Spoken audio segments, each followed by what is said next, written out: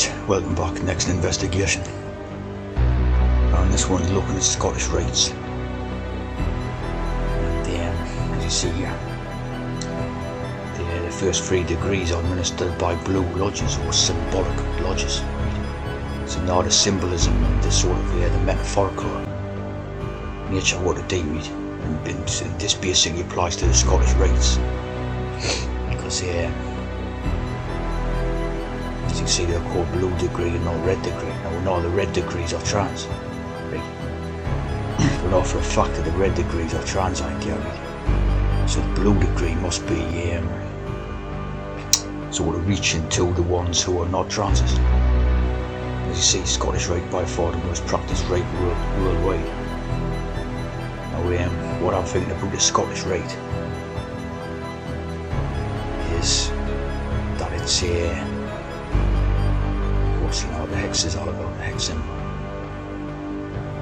Yeah, what I'm thinking about the Scottish rite is that it's to do with the Scottish writers. Because obviously when you have the rite is like a ritual idea, and they're the right hand, like the right hand of God type of thing and all this. When you have a writer, see, this also ties into it. And you had these very famous line of Scottish writers, like not the newer ones but the older ones from a certain period, very massive line of them, like Robert Louis Stevenson, Arthur Conan Doyle, J.M. Barrie, but there's a lot more than that. There's Walter Scott, George McGovern, all these type of writers who are Scottish. It's like a massive list. And also you have the Shakespearean idea, the Shakespeare idea, where you have you see there, Ballantyne, Walter Scott, Smollett. These writers, either these writers actually wrote the Bible, or B, these writers translated the Bible from some form of text, like a foreign text or something. This is what I would surmise about it. And hence you get the Scottish rites, Freemasonry, which is basically study of the Bible. Because that's what they do when these Freemasonic meetings, and that to study Bible and translate the codes to what it means in like reality. That's what it did. So you see how there was the period what was known as the Romantic Fiction period, when I had Walter Scott and George McGovern and all these, and these wrote in that particular period, which was around about 1800s. We wrote a lot of stories and all this, but basically my surmisation is that they actually wrote the Bible, or like say for example when you take the Bible, you don't have the story in it about the life and times of Jesus and all this, right? You just don't have that story in it, right? They created the story, right? Basically to create a profane version of like the stuff that's written in the Bible. So like like say for example you take that movie with Robert Powell, what's called Jesus of Nazareth, and it's about, it's like a story, it's basically a story about the life and times of Jesus, like from his young youth or whatever through with getting crucified on a cross and all that type of idea. And basically, if you read the Bible, you don't have that story, it's not there.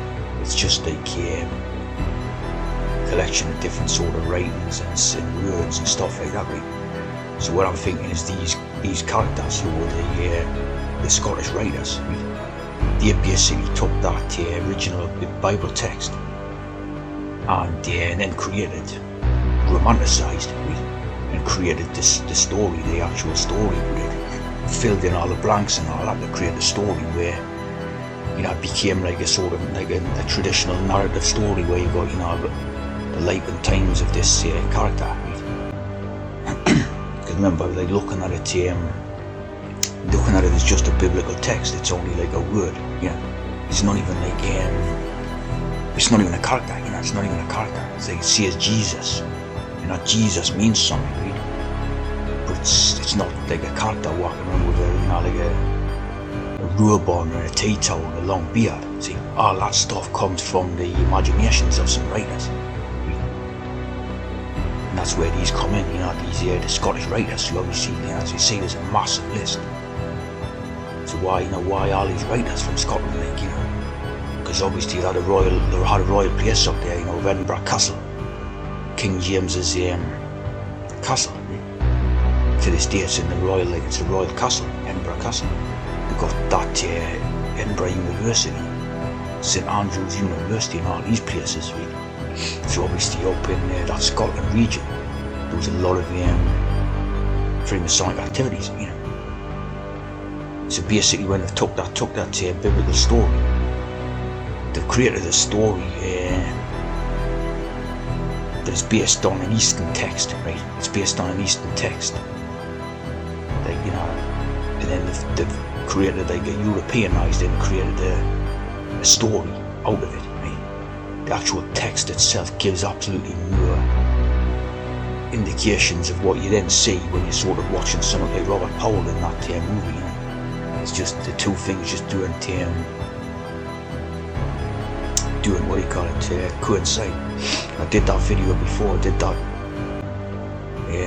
video before about the illustrator, right? The illustrator who was around about the 1800s, and he'd done the tea towels. He'd literally done his wife's tea towel, and it, you know, incorporated the illustrations for the biblical stories, right? So that come even later than that, right?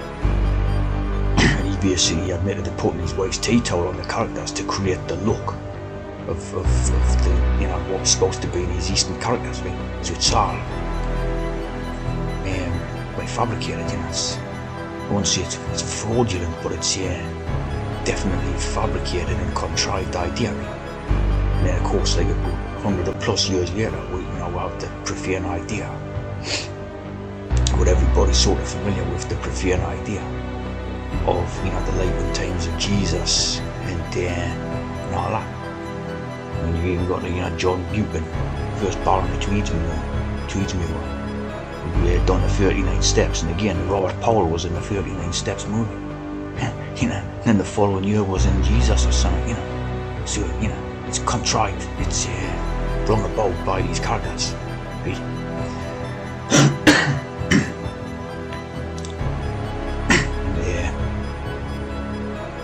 Obviously Robert Burns, you know, one of the most famous ones, because you see, massive list of Scottish writers. So, you know, these obviously had a hand in the Shakespeare plays and not. You know, when they're talking about the Shakespeare plays, obviously the Shakespeare was a fictional character and just a sort of, you know, fake name to release these plays on that. Then, you know, that would make sense because he was meant to be an illiterate, uneducated peasant. As you see, James Dykes Campbell, no doubt that was a trans. So obviously these characters, you know, is the ones who wrote the Shakespeare plays and all, and either wrote the Bible or translated the text, and they created the storyline, you know, what we're all familiar with now, the Prythian version thing. So they created a story out of some Eastern text, you know. So maybe an African text or an Indian text or, you know, something like that.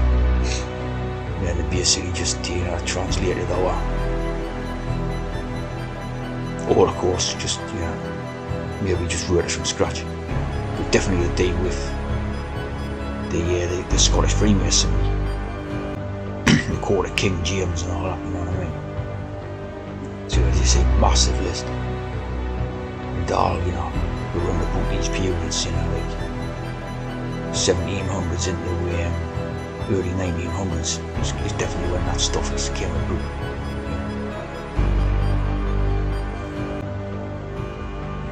garbage like that, of course, Masonic has.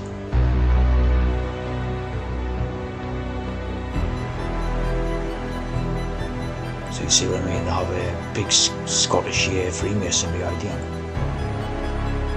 This was obviously, Scotland was more like the base for the Freemasonry than England, in the what they call England now, in the start of these writers have been sort of, writing a preferred version of history, forever,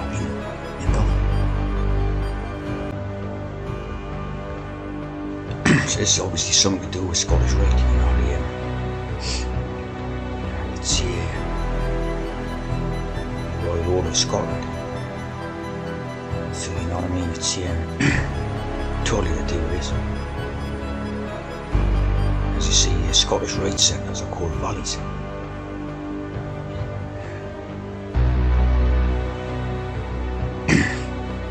And then you had that into the valley by this Richard Jewopson. Richard Jewopson trance. Of course, Jewop is a character with the Bible. And this one I had that famous song called Into the Valley. You have to remember that.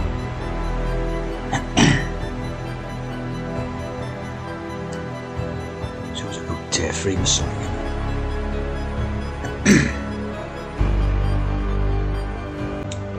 See how this one's got your daughter called Eddie Jewopson. There's 7 quid there. Very close to camera eyes, as you can see there. Dirty chance. As you see there, Dina Masonic here, quid there.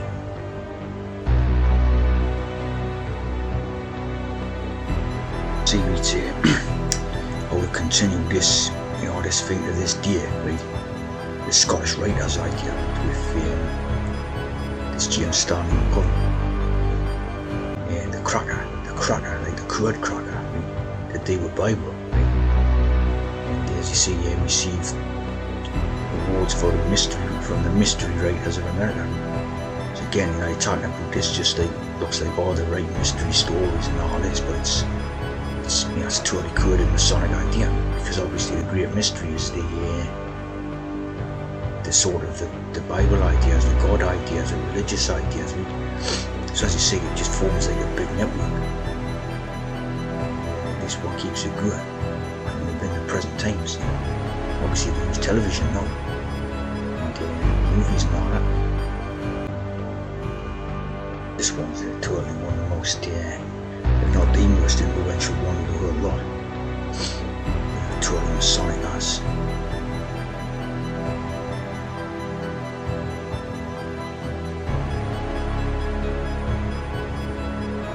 This one was definitely involved in writing either like the Bible or the translation of the Bible to create it into like a story. Definitely involved.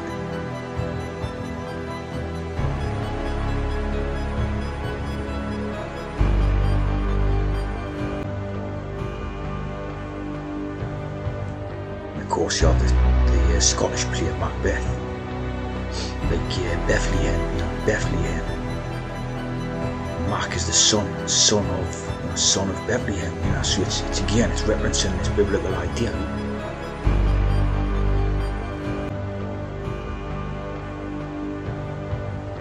Shakespeare's popular nicknames in the United States. It's always a Masonic Jesus idea. Of course, Shakespeare is basically the syringe. To have a Shakespeare, you shake a syringe before you sort of inject the liquid, to give it a shake. That's why supposedly the first person to get the COVID vaccine was called William Shakespeare. 100% hoax. X.